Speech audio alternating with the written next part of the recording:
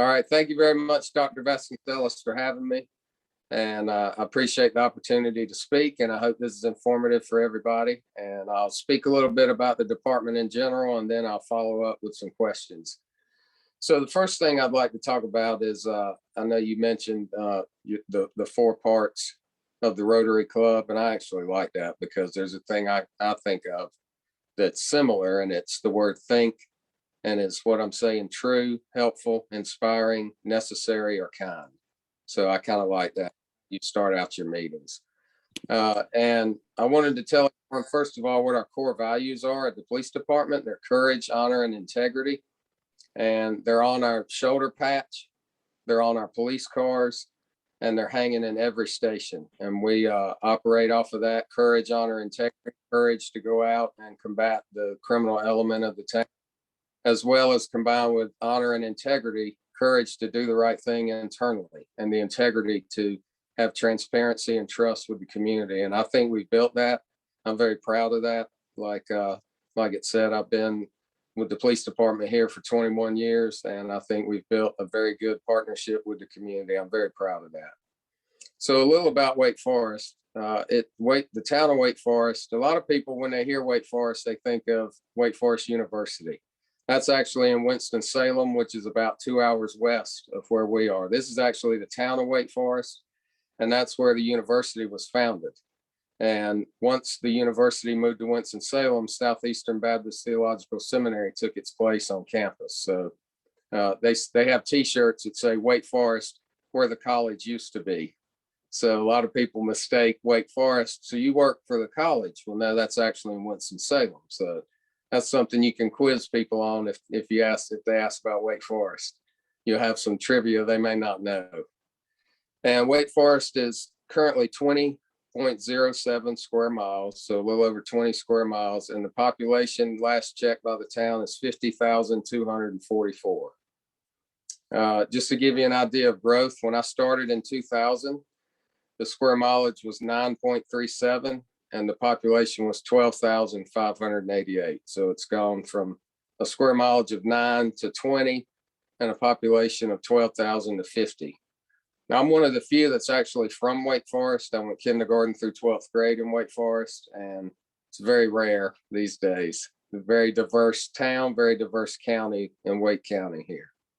And for those of you that don't know, Wake Forest is just outside of Raleigh, which is the capital of North Carolina.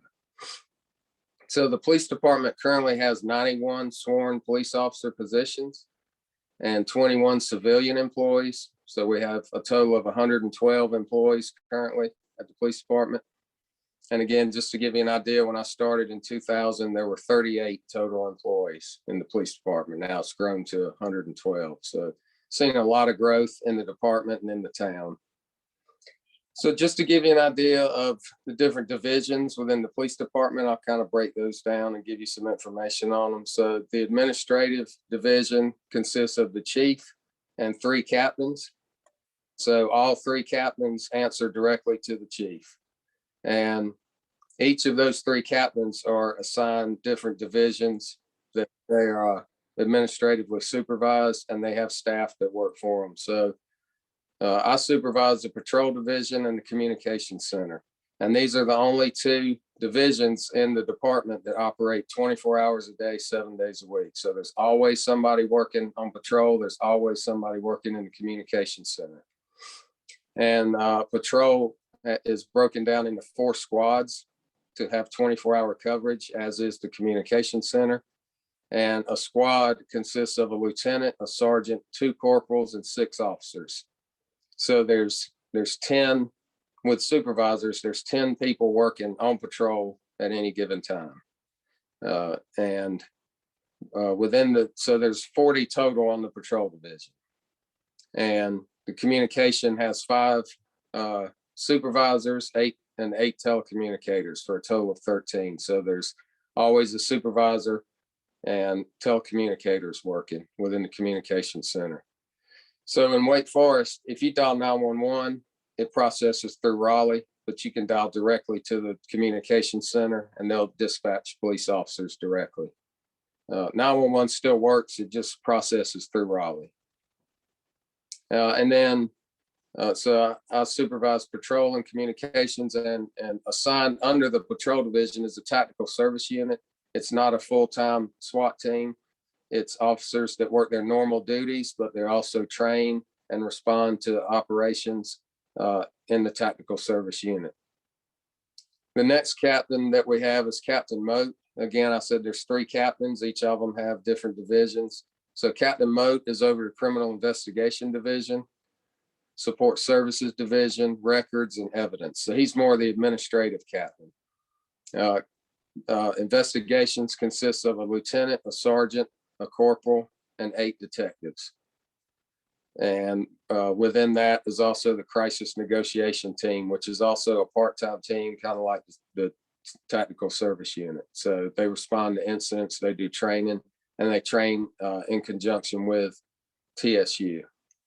And support services division, that has a lieutenant, 2 sergeants, a corporal, 4 officers, and 2 civilians. And support services basically keeps the department up and running. They do all of our fleet maintenance, they do all of our equipment, all of our uniforms, all of our quartermaster tasks. And so they're kind of behind the scenes, providing the officers with everything they need, from vehicles to equipment to ammunition. So they kind of keep the department up and running. Also included with Captain Moat's staff are our reserve officers, which are basically part-time officers, school resource officers, DARE officer, and the training unit. He also has a crime analyst and an off-duty and special events coordinator. We do a lot of off-duty work in the community and a lot of special events that we help out with, and that person helps coordinate those events. We also have records and evidence. And then the third captain is Captain Jefferson, and he's over our impact division.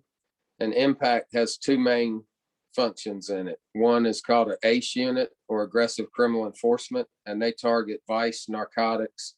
They also do, you may have seen them in the parks doing ATV patrol. We have a program where the community can donate water, and we'll actually put it in coolers, go out on the ATV in the parks on hot days, and actually give water out to members of the community that are walking in the parks. That's been very well received, and we've got a lot of support from the community donating water for that cause, so we appreciate that. Also within impact is the K9 unit and our parking enforcement, and they basically issue parking tickets. So they're one of the people that can tend to make people unhappy at times. And so we have the ACE unit and the traffic unit, and the traffic unit does all traffic enforcement details, and they investigate motor vehicle accidents. And within the traffic unit is the motorcycle unit. So that's kind of a broad overview. I know that was a lot being thrown at one time, but I'm sure you may have some questions, but I'll get to that. But that's kind of a broad overview of kind of the 3 major divisions and the captains that oversee them. And again, like I said, within those divisions, you have lieutenants, sergeants, corporals, officers. So there's the rank structure within that division. And it basically goes from chief to captain to lieutenant to sergeant to corporal to officer. So there's a lot of ranks and positions in between. And I also wanted to talk about some of our community programs.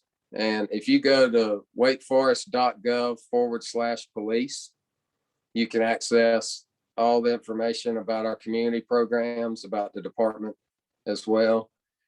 So we are CALEA accredited, and those in law enforcement understand exactly when I say that. I'm sure Dr. Vasconcelos knows when I say CALEA with his background, he knows exactly what that is. But that's the Commission on Accreditation for Law Enforcement Agencies.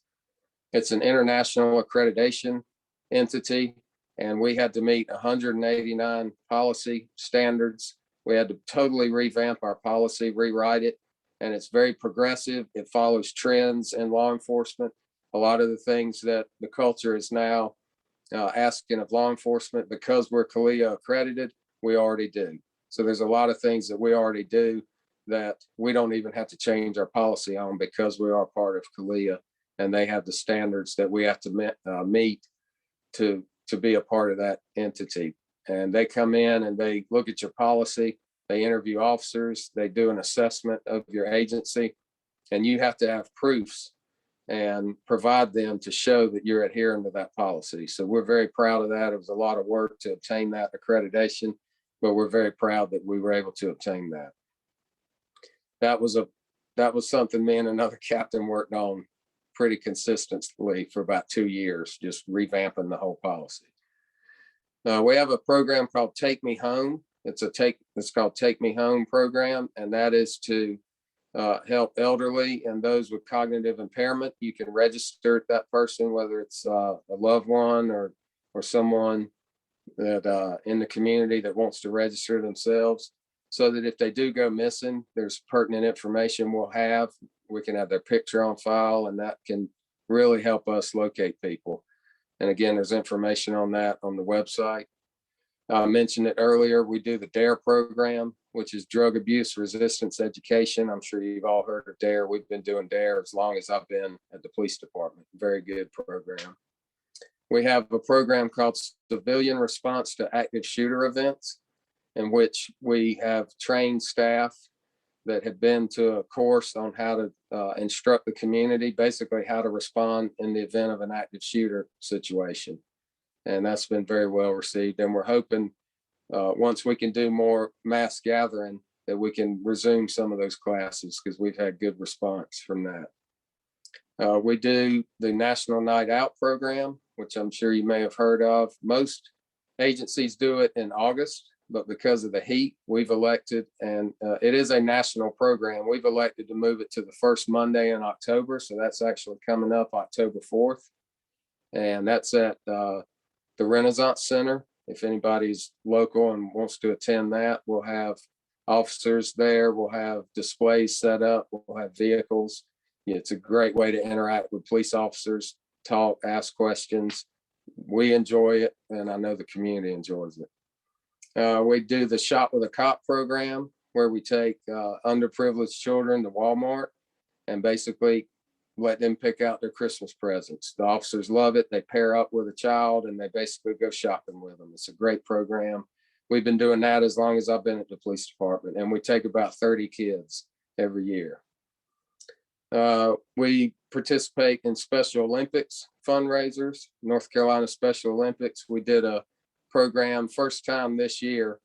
It was, we titled it Mustache May. And in the month of May, we had officers that grew their mustache out and raised funds for the Special Olympics. We let women participate too, but obviously we didn't ask that they grow a mustache, but we did let some ladies participate just to help raise money. And we actually raised over $4,000 for that cause, just in publicizing it. Again, if you go on the website, you can go to links to see how each officer and see how they ended up doing with that. And that's kind of fun for the officers. We have an annual turkey drive where we collect money from the community and basically buy as many turkeys as we can. And just before Thanksgiving, we give them away. Whoever shows up can get a free turkey. We give over 500 turkeys away every year. We've been doing this for, I'd say, probably close to 10 years now.